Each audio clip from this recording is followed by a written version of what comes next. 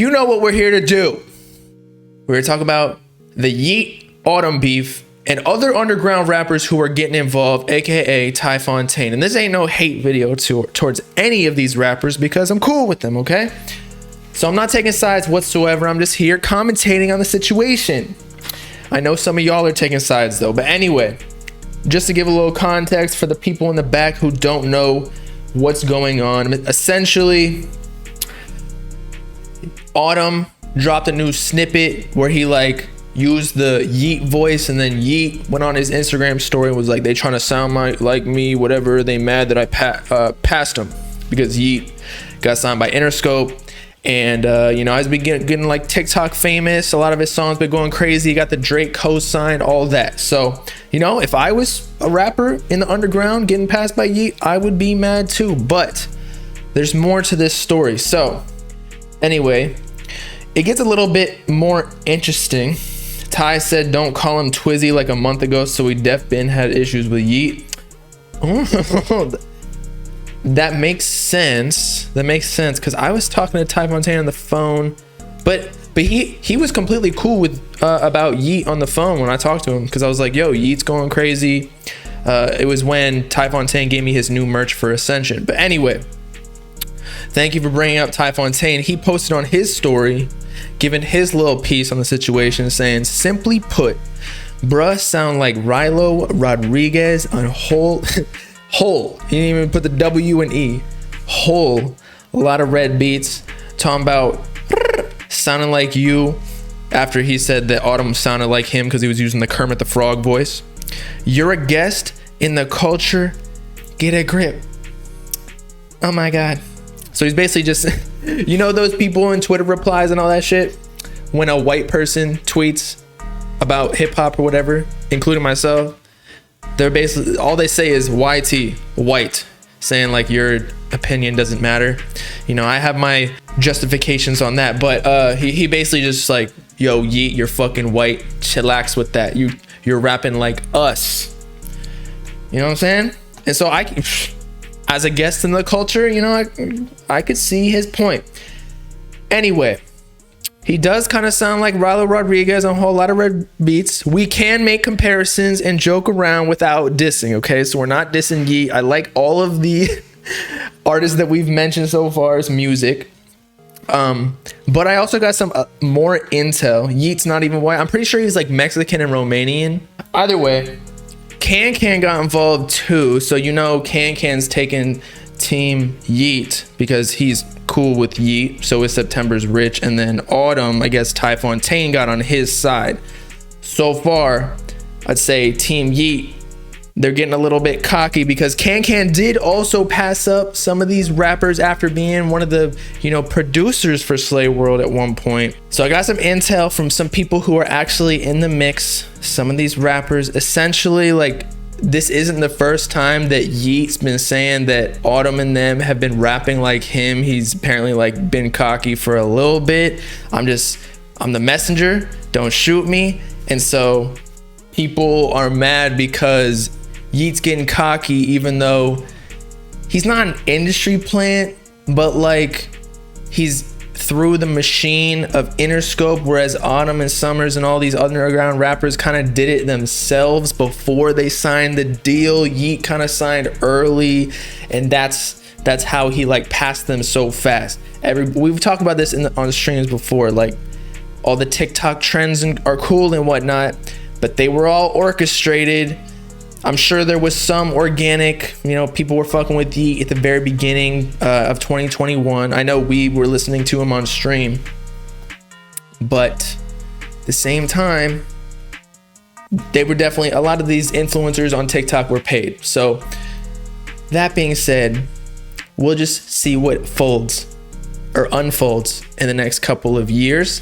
They're claiming Yeat might fall off in the next 2 years. They explicitly said he might pull a Block Boy JB with his association with Drake. You know how Block Boy JB had like a song with Drake. I don't even remember what it was. Look Alive.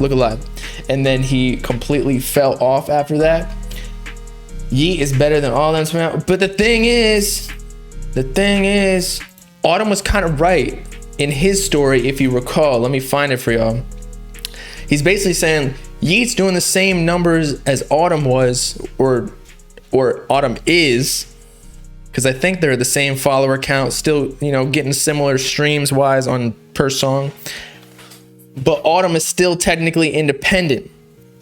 And I think Autumn exposed Yeat for being a fan at one point, which really isn't that big of a deal. I feel like whoever's ahead of you in the underground, you're going to pay respects to.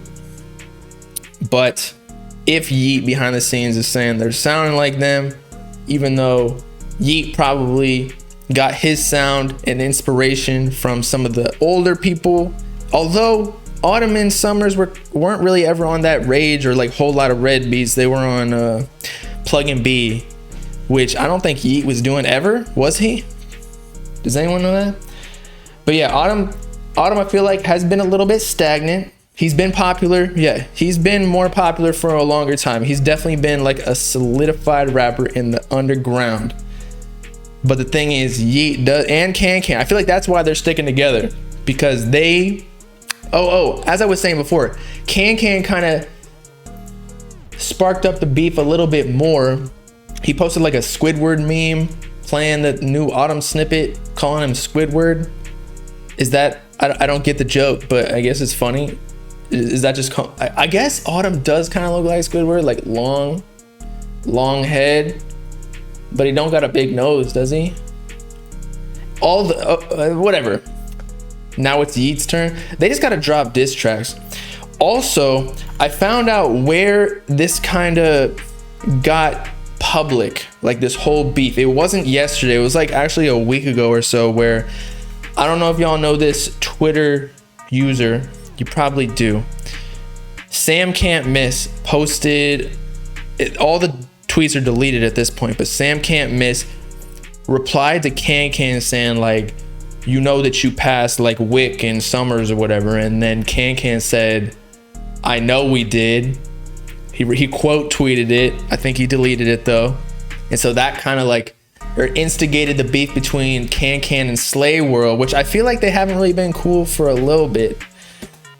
But yeah, he sounded like Squidward. Was that the joke?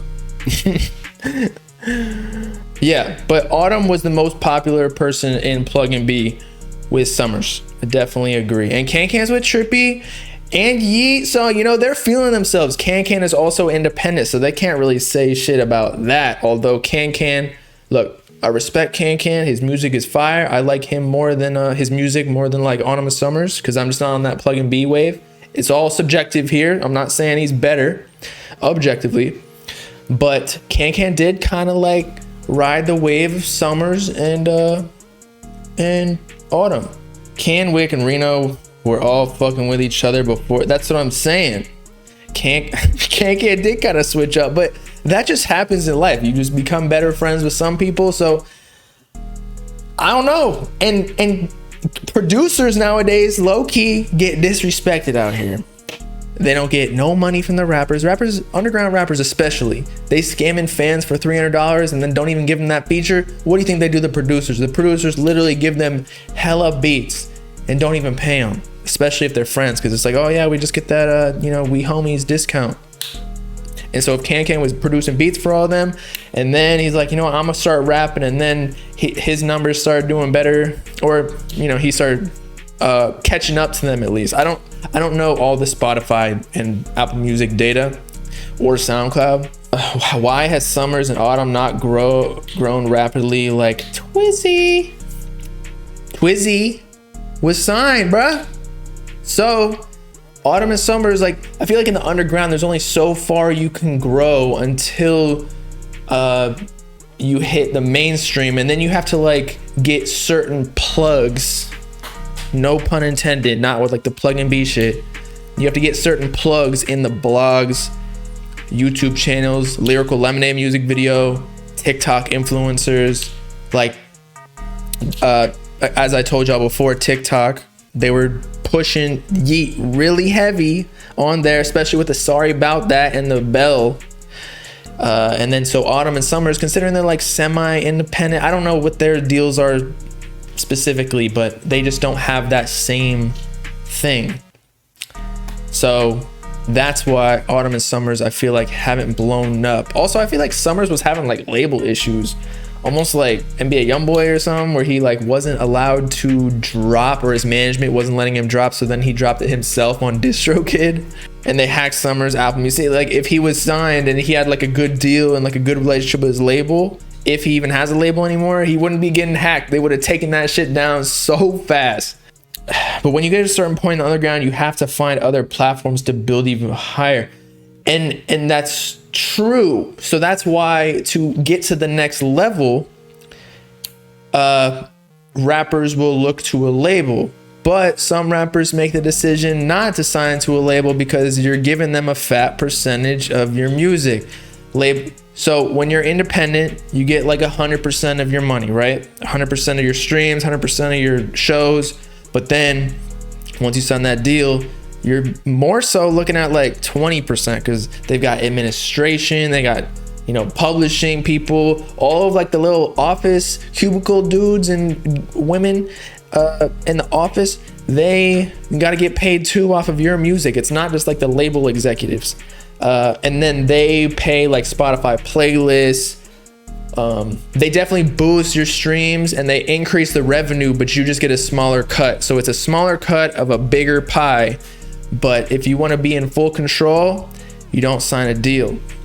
So that's what some people do. I think Uno the Activist, that's the reason, you know, he didn't grow to be as big as Playboi Carti, because he didn't sign a deal, or at least he's independent now. He might have signed a deal at some point. But yeah, that is ultimately the reason that Summers and Autumn haven't really reached Yeat's level. And that's their issue with him, that he's bragging or being cocky that he's up now, but it's because he signed a deal and got a Drake cosign. Like, you don't get a Drake cosign on an Instagram story without him having a cut or being paid, or I don't know, the label being affiliated or calling in a favor. And I'm not saying Yeat doesn't deserve it. You're right, Linnea, like, he's fire. I said this yesterday on stream, like,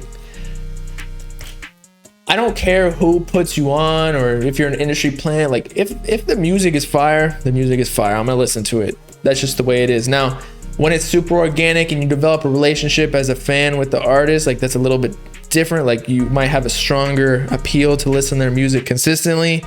And Yeat got to a certain point organically through his affiliation. So he's not like an industry plant. He just exploded out of the underground.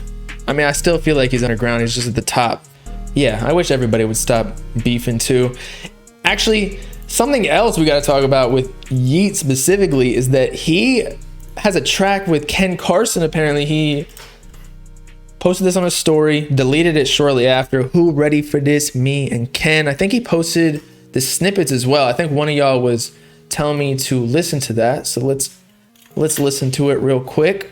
But after we listen to the snippet, there's something to note with this. Let me find it. Hold up. Cut them off. Yeah, cut my twist tell a bunch. Hit your money, got take like it's lunch. We on the side that we punt. But us leaving that day off the sun. Big body left trying to say that same that gets cut, that gets fried. You really. Okay. I think he posted more of it, but either way, if you recall, Kankan and Ken Carson had a beef. I don't think they resolved it. Maybe they have. I don't know. But since Kankan is on Team Yeat, you know they're super close. Plus, Yeat had two features on Kankan's recent tape. And if Ken Carson is beefing with Kankan, that might pose an issue with Yeat and Kankan's relationship, especially if it's like super deep. I mean, as we talked about, Ken Carson was literally trying to pull up on Kankan. They did Can be liking Ken's pics. Okay, so they resolved it. Good. But nothing can be taken back from what Ken Carson said. With like, he's a biting ass rapper, quote unquote. I didn't say it. He said it. Either way though, the Yeat beef with Autumn is really splitting the underground. I think the OG underground rappers are gonna stick with Autumn because they respect Autumn for like basically being one of the starters of and the founding fathers of Plug and B. Whereas Yeat's kind of like this new guy that just all of a sudden blew up.